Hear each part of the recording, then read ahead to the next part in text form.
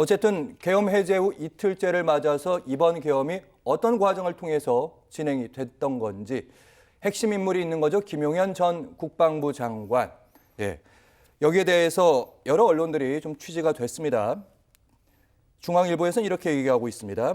윤 대통령 계엄 선포 4시간 전에 김용현 전 국방장관을 만났다. 여기서 최종 결정이 난 거 아니냐.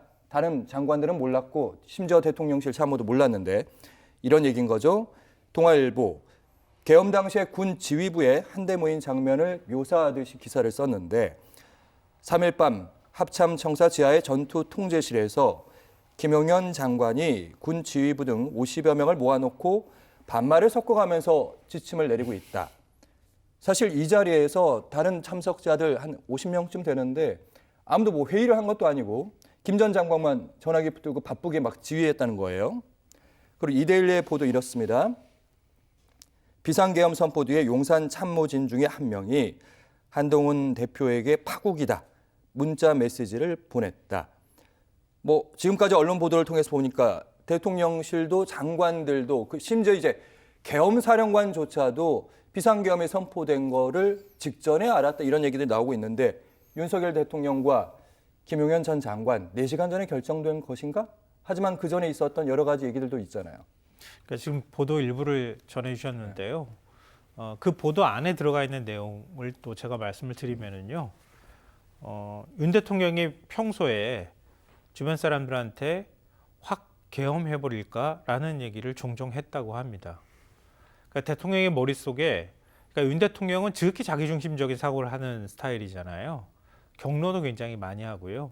자기 뜻대로 뭔가 움직여지지 않을 경우에 그걸 견디지 못하는 스타일이라고들 얘기합니다. 그러니까 그럴 때 확 계엄이라는 걸 선포해서 내 뜻대로 했으면 좋겠다는 인식을 애초부터 가지고 있었다 이렇게 보도는 전하고 있고요.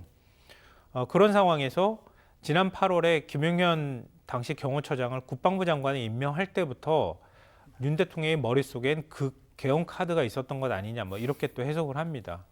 근데 그건 조금 먼 얘기니까요. 그리고 뭐 충안고 라인까지도 얘기가 나오고 있는데 이번에 그러니까 계엄이 실질적으로 내려진다고 할 때 사전에 움직인 징후 정황이 좀 포착되고 있는데요.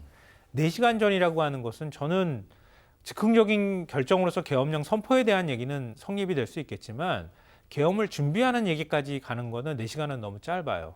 왜냐하면 계엄 선포 건의를 할 수 있는 사람은 국방부 장관과 행안부 장관이거든요. 이상민 행안부 장관 뭐 많은 분들이 아시겠지만 대통령하고 가장 가까운 사이잖아요. 이상민 장관이 지방 일정을 소화하다가 오후 5시경쯤에 급히 불려갔다고 얘기를 합니다. 그러니까 국무회의가 그 9시경쯤에 있었다고 말하거든요. 그러니까 그 4시간 이전에 이미 계엄령과 관련해서 뭔가 마음을 굳혔다고 하는 정황이 될 거고요. 예. 민주당이 공개하거나 또 언론 보도를 보면 군 병원에서 환자를 분류하는 분류 연습을 했다고 하는 보도가 JTBC에서 나왔었고요. 그리고 민주당에서는 707 특수임무단이 북한 관련 어떤 준비를 해야 된다라는 문자 메시지가 돌았는데 그게 계엄 발표 하루 전이라고 얘기하고 있거든요.